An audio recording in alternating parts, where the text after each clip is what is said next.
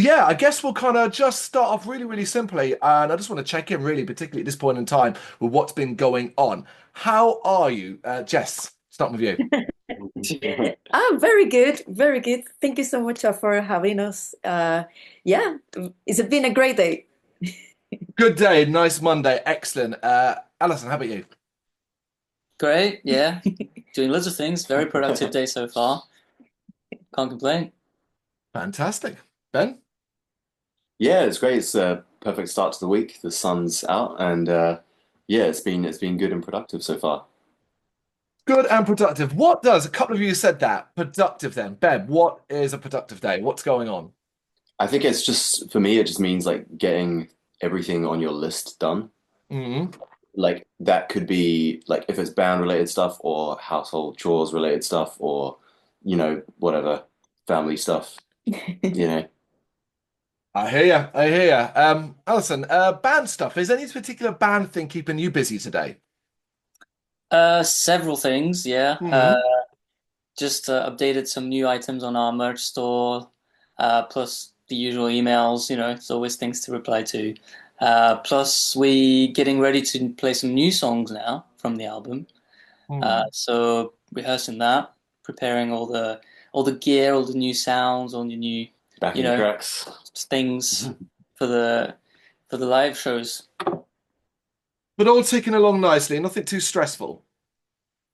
Well, it's okay, honestly. I think it's more about just trying to. The stress comes from the amount of things to do, so it's more about trying to keep it cool and like attack one thing at a time, you know. No, I completely understand that, particularly as we are in the long winding road to a release. It's a long process, and of course we are talking about Edge of the Abyss, July 11th. July 11th, Mascot Records. It feels like a lifetime all away, but it'll be here before we know it. Considering we are knee deep in that kind of build period, Jess, to you then this one. Are you enjoying it at the moment, the build process to the release? Yeah, yeah, I think now is like the most enjoyable part because most of the work is done. There's lots of more work to do, but I think now the time is a bit better managed. So, like the definition of what we have to do, like we're not like touring or being away, like there's more kind of like we're finishing all the music videos, preparing like the live setup for the songs, practicing a lot. So it's good because we are together in the same space, and it's not like the to me the stressful part is doing everything but while traveling like in a van, or and so because we are kind of sleeping in our beds, and Yeah. so we shoot the music videos where we live, so it's kind of a bit more you can still have like a life, like going to the shop and Mm. for a walk and petting your cat, like so it's really, I mean, it's enjoyable. I don't have to-do lists like them. Everything is chaos in my mind, but I thrive on that. So But clearly, as chaotic as all of that might be, the structure exists in regards to the build, getting all these things done. Is there any one specific thing, and I'd like all of you to have a think about this, any one specific thing about this build period as we stand now that you've been really enjoying? It might be something you've never done before or something that you're just doing differently this time round. oh Good question. yeah. About the build About period Bill Perry to the to Mm, the album. to the release. mm, Well, actually, like we've had quite a lot of interviews like this, like Zoom interviews, more than we've ever had for any mm. other release, and it's been super enjoyable. All of them so far have been great. Everyone's like super friendly and it's engaging, and we love it. That's so true. Yeah. Hmm. Hmm. More attention, right? It's a very positive thing because obviously, particularly when from an interview perspective, you are inevitably going to have to be talking about a lot of the same stuff, particularly when it comes to talking about a specific album. But at the moment, as you're suggesting, it's all fresh and fun and interesting, right? Yeah, like this already. This is Yeah. amazing. It's so fresh, and it's kind of like you're giving us such a good vibe, so our day gets brighter. And so we felt this with the interviews that we've been doing. Yeah, Ben, like you're right. It feels like everybody's always saying really fresh, nice things. I don't think we've ever gotten. We've never been really used. We've always been kind of used to be very, so one day like more typical questions, but if now it kind of feels, like we're talking to friends, and so it feels really, really enjoyable, and we really love sharing the process and what we're doing like every day, and it gets good feedback on that. Feel like a major part of it is because people, of course, know who you are or really have learned who you are, learned so much more about you, either caught catching you live over the past couple of years, or obviously with the slew of releases, the singles that have been coming out, and now building to this album, the name of Calva Louise, it's out there, it's understandable. I've now seen you twice. It's so like they, like live as well in two very different environments. One where you played a kind of the old Elmira, very small venue in London Bridge. It was a tiny, like, inside of like a boat kind of thing. But then the other month, I saw you supporting Bloodywood at the Forum in London as well. So it was like two very different scales and two different examples. And I just feel like a lot more people are seeing you and understanding you and also responding to the music, because there has been an incredible positive response to looking at just the songs that will feature on this record, the likes of WTF, Aimless, Under the Skin. All of these are out there and more, so people have been able to hear them and enjoy them. Seeing the positive reaction to those songs, how does that help ease your mind as to how you think the full record might be received?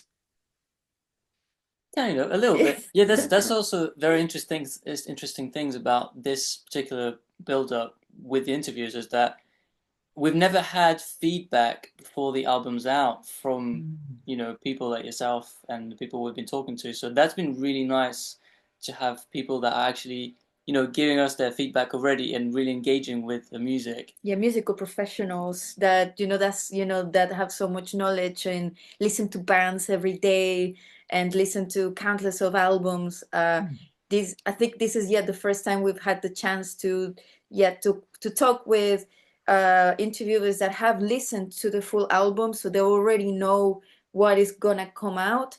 Mm. And it feels like very, we had no clue. I think that having these interviews really helps us because we've always kind of been kind of like, well, we do this for ourselves first, really trying to understand feedback, and for our followers that, like they're on Discord, or to the people that like contact us, and then we always appreciate any kind of feedback. So we always kind of like, it's not that we're shy, but we don't live in London. Like we live quite away from, like going to lots of shows and things like that. So we do a lot of, we don't know, like we use tools like social media to throw things there. I always do that, like put little videos and see how people react, and so this is the first time that we did it. We did the album, and it's been quite stressful things a lot from the album because we didn't have much time to do it, and so it's completely DIY as well. So Mm. it was really, we're kind of just, we did our best. We leave it. We did our best. We did what we could. So it felt really good. Interviews being like, no, dude, but we like it. And we're like, do you like it? So it feels like super good.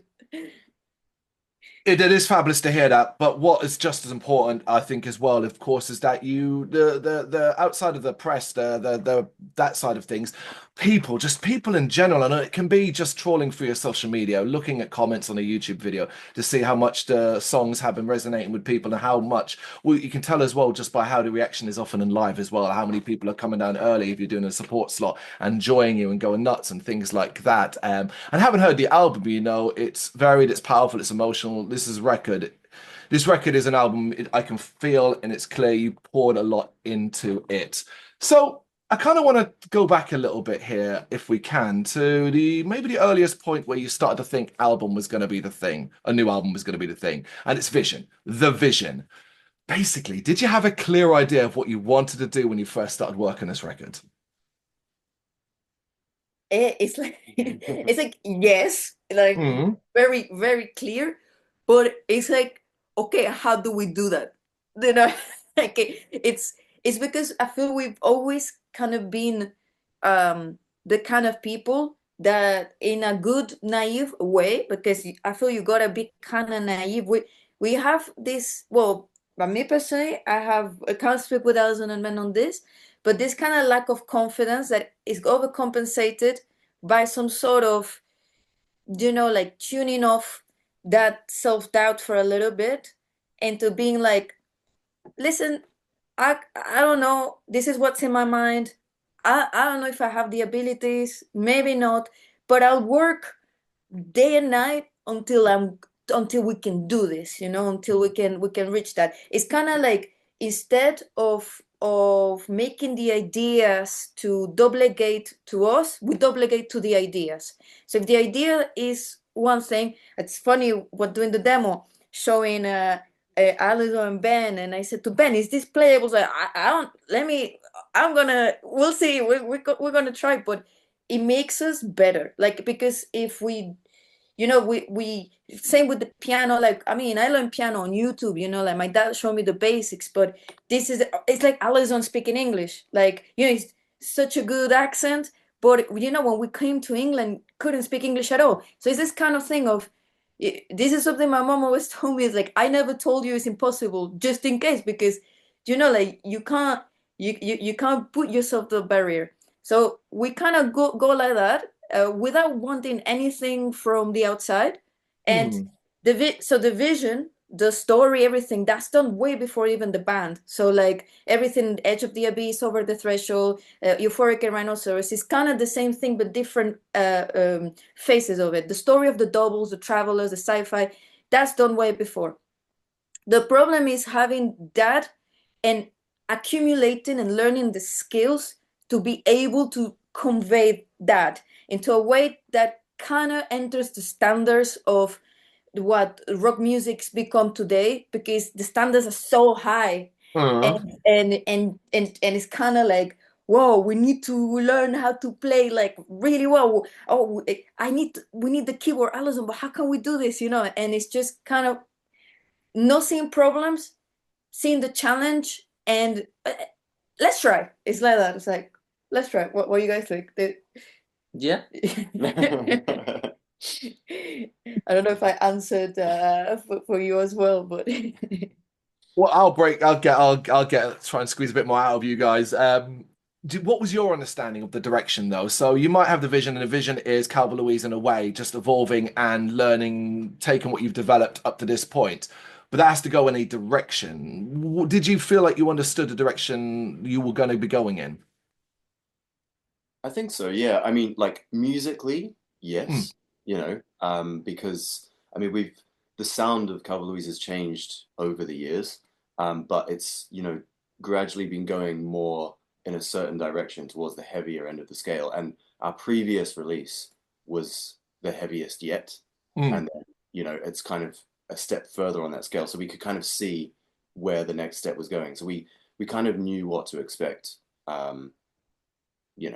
I don't know about you, but like, yeah, for me it was, Yeah, I mean, we've talked about it for sure. I mean, it's just I don't know. It's like, I'm always surprised when Jess comes up with a new song. So it's like trying to take that in and then see where, in my case, the bass fits, and sound-wise, like working on sound and trying to fit that to make it coherent and consistent so it fits with everything else. And I think most times I'm even surprised where it goes, but you have to kind of let it go where it needs to go in a way. I don't know, what feels good without overthinking beforehand, just trying to work on what feels right for the song.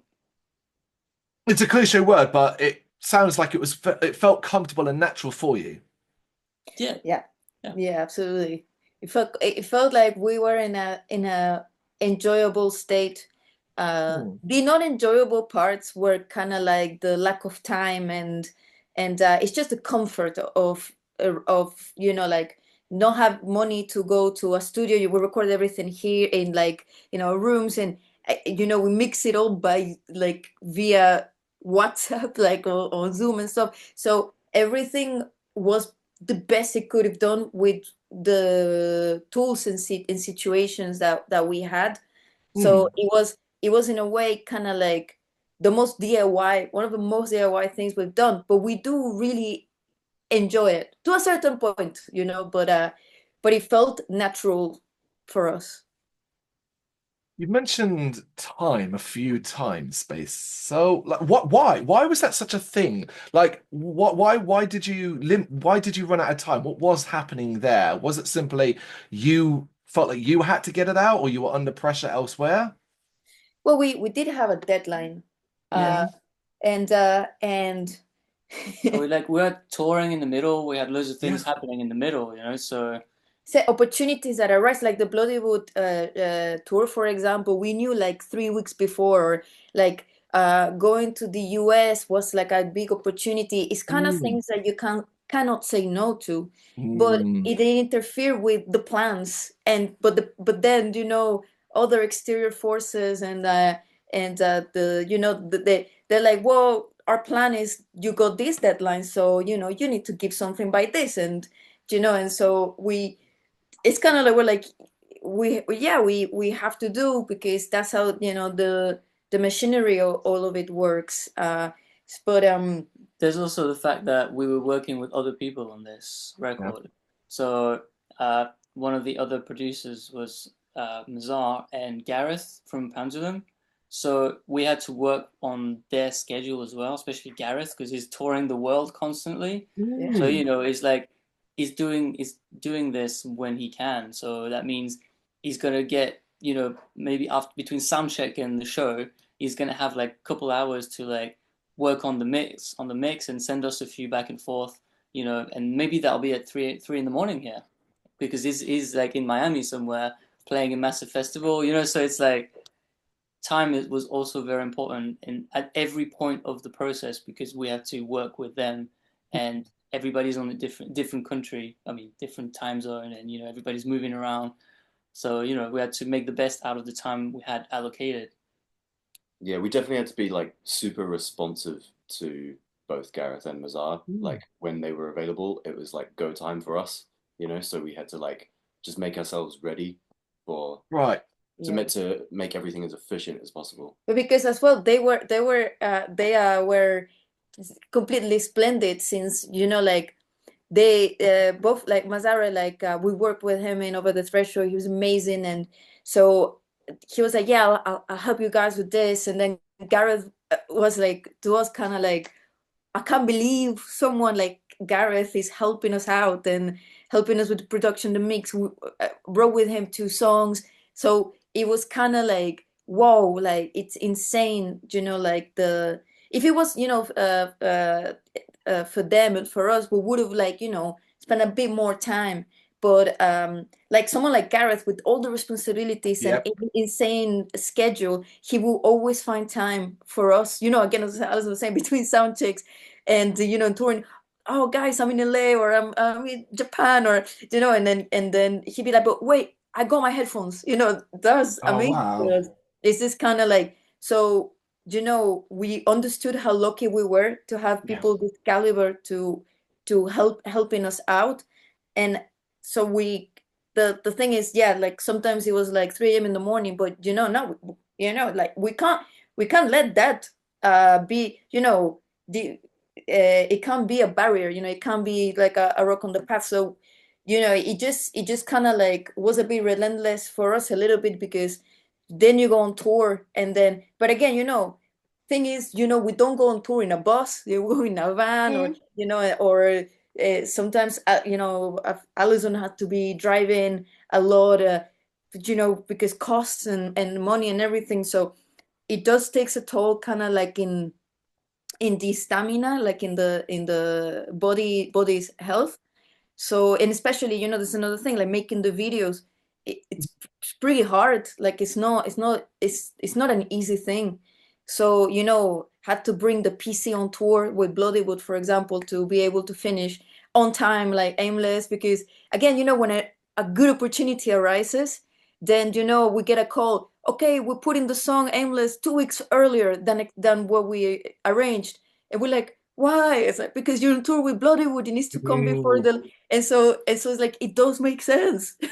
but it would be different if we were like a team of 10 people, and like having, but it's so Calva Louise wouldn't be Calva Louise without us making the videos, the Yeah. art, the like this kind of, we still don't know people that could understand how, like like, oh, these people cost thousands and thousands of money, like, to watch. So we're trying to be really resourceful, because like the videos are, they there's no money in the videos. It's just time and an extreme scheduling work. Like, it's something that, because some people are like, oh, you had lots of budget for like Aimless. No, dude, no, we're so broke. It's it's just, not sleeping, and that that is something.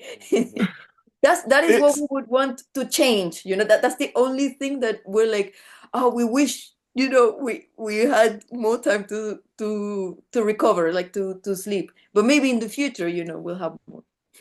that's the dream, isn't it? Or that's the goal, that's the plan long term. Some of these things become a little easier while you never have to lose your artistic impression. Because Calva Louise is more than just music, of course. You say it's how you do videos, it's your artwork, it's everything, it's how you hold yourself on stage. It's all part of the artistic impression that you give off. And already, like you said, listen to this album. My first couple of listens were today in preparation as an interview, and it's coming through really, really strongly. But I can also tell, with all that stress, that there was a lot of excitement and a lot of things that were enjoyable about creating this record. So individually, if you would not mind, please, individually, what was, when you reflect on the creative process of the album, what was some of your favorite things, favorite moments? I'll go first. Yeah. I think we did like two of the songs on the record were co-wrote with Gareth, between Jess and Gareth. And I spent my birthday in London in the studio with these guys and Gareth, and it was just great fun. It was a cool way to spend my birthday. And that was that Hate in Me? Under the Skin. Under the Skin. Skin, yeah. Under the Skin. That's a good one. Yeah, that's a Yeah. good one. I mean, it's hard to pinpoint a single. I was trying to think, but I can't find a single thing. But it's always just fun to see it come together. Like, you spend like a day. That's the one advantage about doing it yourself, is that you're not pressured for time, like in the studio where you have to just put your part down straight away.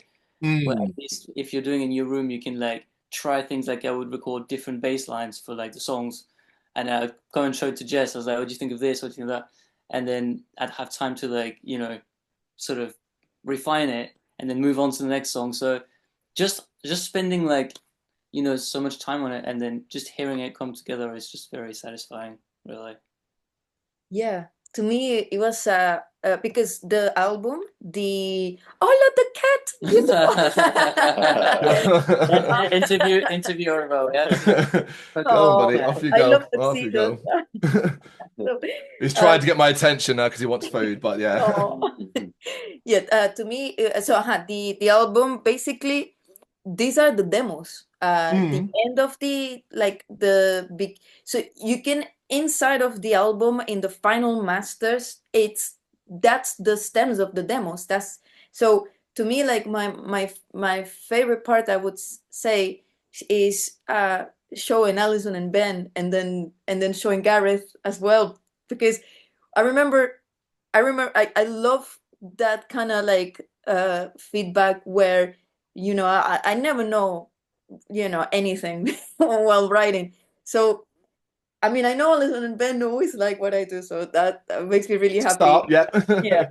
But it's when we were showing demos to Gareth in your birthday before Under the Skin, and because we did 2 days for that with him, and he was like, "Okay, show me the beginning of the demos, and show What the Fuck and show Lo Que Vale," and Gareth was like, "Yeah, those two are singles," and then he said, "What the Fuck is crazy," and those feedback.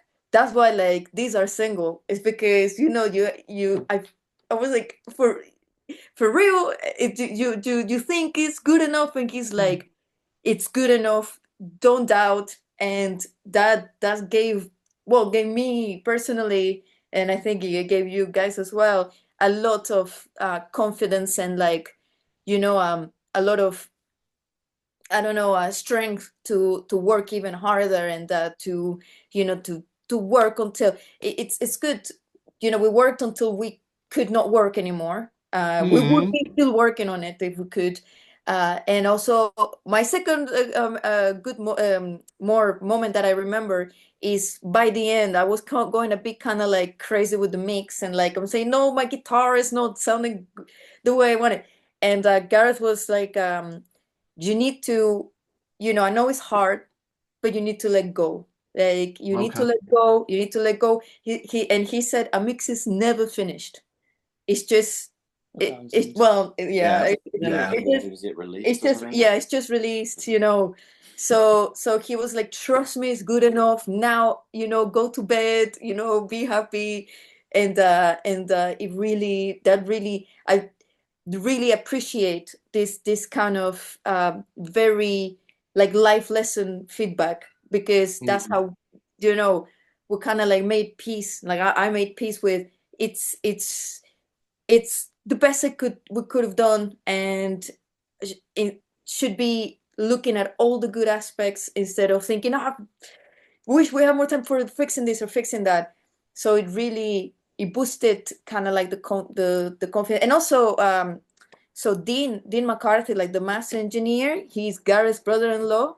And Hmm. so him as well, Dean was amazing support. It's like, we had a WhatsApp chat where we would like just talk about like the mixes and everything, and we would be all together while like mixing, sometimes at midnight, sometimes stuff like that.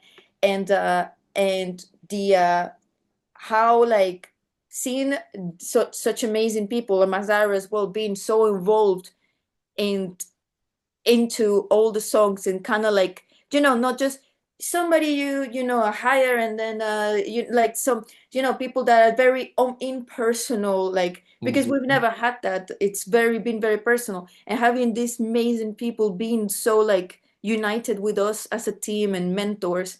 That was kind of like I felt got a big life lesson here, and kind of really appreciate it to the rest of my life. It sounds like it would have been quite jarring for all of you to potentially, if you had just kind of gone from, okay, new album, a little bit more support behind it, but we're going to do it a little bit more, what's the word, cold, a little bit more straightforward. We're going to hire professionals. We're going to do it this way, that way, and it's going to have a certain level of personable to it. And that might have been a little bit more of a problematic. Obviously, it's impossible to know because you didn't follow that route, but clearly being close to others who are involved in the work, to producers and stuff like that, is important for all of you, yes? Well, yes, because the biggest thing, sorry, No, good, right, yeah. the biggest thing to us is that we put so much into it. We sacrificed a lot, like many artists and musicians, of course. And it's kind of feels like we tried in the past to do stuff more like that, like impersonable. We always felt like, I mean, most of it wouldn't be us paying it, but the people that were paying it, like the people that were investing in us, we've always Hmm. kind of feel like that's why we started doing music videos and why I decided to learn VFX. Because when there's no heart, if you hire somebody that has no heart in it, then like there's no it's not gonna be with us. There's no mold, unfortunately, because I wish sometimes it was like easier to be like, okay, A, B, C. To us is I'm like, why we're so complicated. Mm. But it's beyond it's beyond us. And to find people that understood, like Gareth, for example, understood, yeah, I understand why you need this piano part. I understand why that's important to what represents you, why this song needs to be in Spanish, or things like that, instead of going, I feel like Gareth really understood us, Mazara as well, but Gareth to a level of, I think, we discussed a lot of like our story, of our journey, how we met, our friendship, and he like really resonated with that. And I think Mhm. understanding us is part of understanding the music. So like we have complex stories. I feel every human being has complex stories, but we have stories that you're like that's weird. You know, that's a weird thing. How you made it. That's it's strange. It's odd. So our music is odd and it is strange and sometimes not palatable to people that wouldn't wanna understand. So it feels to us that we can only really do something with people that understand us, and that's I think where we were like the luckiest. So in the end, like even if the time was a constraint, even money was a constraint, everything was a constraint, um, we had the chance to work with amazing like stars, like professional big stars that we felt understood by Gareth, and that to us was kind of like, you know, fucking Gary McCree from Pendulum and I Party is understanding the music. So like there is hope for us. It's fabulous when a connection like that is created. But it's also between you and your fan base as well, your listener base, and that only continues to grow. But I also really want to, like, from my perspective as a fan, too, as great as you are on record, there's another part to you, and it is in the live environment. There is something different about you when you play live. You burn brighter than I've ever seen a lot of bands do these days. I have to ask you individually. Let's start with you, Ben. What do you get out of playing live? Because it seems to be a big deal for you. Right. So I think like the live performance Mm. is kind of the reason that I started doing music. One probably the main reason. And I remember explaining this to a friend years ago. I said that like it's the feeling you get from playing live. Mhm. It's great. It's fun. It's like I don't know, it's just really fulfilling and it feels really nice. And it's even nicer when after the show someone comes up to you and tells you how much it means to them, you know. And I think that's like at the core for me, that's why I do this. Alison. Yeah, I mean, I'm gonna get close to Ben for sure on this. Nothing really comes close to playing live to me as well. It's kind of, I don't know, there's something magical, like you said. And like, it might not be the case for everybody. I don't know if anybody shares my opinion there, but like, I do feel like live, the experience live should be, somewhat more intense and like you say, brighter than, if you listen to a record. Like, I think, and I've wanted to be that way. And I mean, personally, I always feel like I can't think of a single day where I'm not in the back of my mind thinking like, what could we do to improve the live show? Like, whether it be, sonically or visually, or like, I've got like a folder on my phone where I've got hundreds of videos and pictures of inspiration I found. Every time I'm scrolling on social media or thing, I'm just kind of taking pictures and I'm like, that could be cool to do something like that, like, and we don't always get a chance to try it, because, means and time and, if we're gonna fly around or have a van, there's not a lot of space and stuff, but Yeah. we always like want to give something, extra live than just, playing the music, although, that's already amazing in itself. Sorry, I kind of went off the rail there a bit, but yeah. No. How about you, Jess? Oof. Well, I go the life for me is, yes, that synergy with the audience, and that kind of feedback. But to me, I think maybe I go way more anxiety live, and seeing like going to the stage and just kind of like what was that, like afraid of panic, like Like stage stage panic, fright. Stage fright. stage fright. That's Hmm. which sometimes I'm like, listen, I'm not operating anybody on a table. It's not a life or death thing. If I make a mistake, like it's honestly, it'd be fine. But because now everything's kind of like recorded, and because my thing is I read everything, every comment, every feedback. So I get and I always believe everything as well. I'm like, there's truth in this, there's truth in this. And even when, Alison and men have to convince me, like that not everything I read is essentially the truth. So to me, like I've gone a little bit it's gone like but more and more it's going like better and better, but there's been times where like I freeze but of fear, just of like not being good enough, of not doing good enough, or like always feel like I move weird, oh my God. So I want to have a treadmill so I can practice guitar and not have to think of my coordination of my foot, one foot and two foot. And uh and so so the so yeah, like I in life, what I've always loved life is kind of that synergy with the people. When people they go, yeah, fuck yeah, and it feeds you that, it feeds you this thing.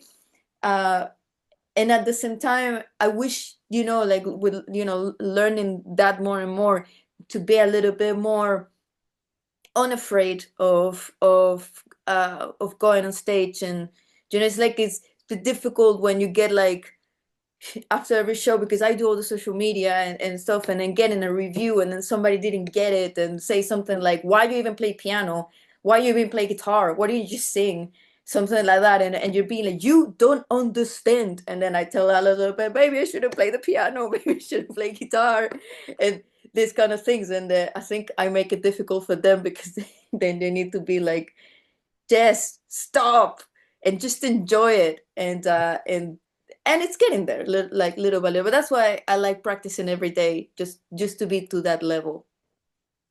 Well, of course, because you're an artist, all of you will continue learn and evolve as every day goes by. New things picked up. You'll never ever reach a point where I don't know what you'll win at being an artist. There is no winning. You're always just learning something new and ideas. Hopefully, you'll get something better. I can only speak for myself. It was the venue was Omeria. I remember it now. It was Yeah. Omeria in July last year. That's when I first saw you. I thought you were fabulous then, but the jump between that and then the Bloody Wood one, which was actually right at the end of the tour as well. So I think like you'd been on tour for like a month. Yeah, So you must have yeah. you must have been exhausted. But like even between those two shows, like the jump was so clear to me how much better, stronger, more confident you looked on stage. The new songs, of course. Put it this way, I can't wait to see you guys like next time it comes around. I can't wait to see what your abilities are now, based off of your current progression. But we are going long, we're running out of time, so I need to kind of wrap this up for you guys. So I just want to ask you one last one, each individually, if you wouldn't mind answering this question for me. And it's about success, really, because success is measured in many different ways. You'll have your own measure of success, just like I do, and it doesn't necessarily mean money. It can be something else. So individually, start off with you, Ben. What would success for the new album look like for you? For the new record, Mm, specifically the new record, I mm, think it's a very good question. I think as long as it's received well mhm. and it grows us as a band and our fan base, I think those are the two main like metrics by which, if you want to reduce it to metrics, then yeah, it would be like growing the fan base and having, a large majority positive reception, you know. At least a five. I think Yeah, out of 10. yeah, it's like 1% positive. Yeah. Alison, what can you add there?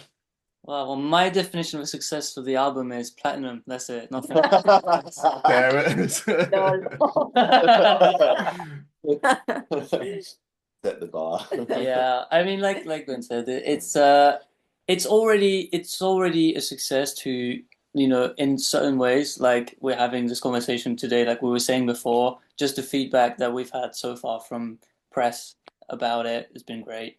So yeah, I mean, just another step in the right direction for us, and hopefully it will touch more people and more people will connect to it, and we get to play to more people next year, and this after the album's out. It's just keep going and just allowing us to be able to do that, maybe with a bit more ease in terms of like what we can do financially and with our time, and learning new things, because we learn so much doing this process every time. Like every time we shoot a video, every time we record something, and it's like things are easier and better next time. So as long as it keeps going in that direction, to us, it's like a successful step. Yeah. Jess? So yeah, to me, yes, what both said, and I'll add, as long as, that's why I read every comment, like on YouTube, or as long as, yeah, people keep sharing, like, it's not to the void, like we will read it, like people that I feel could be my friends, like that I've always felt so alone until I met, like, yeah, Alison and Ben, and feeling like really, even even the people that didn't belong didn't want me, you kind of vibe, like this, if it touches the people that can feel, they can express themselves, and that for them to know that we will always read it, we will always be able to get that feedback. The comments so heartful that we get in some of the songs, I feel like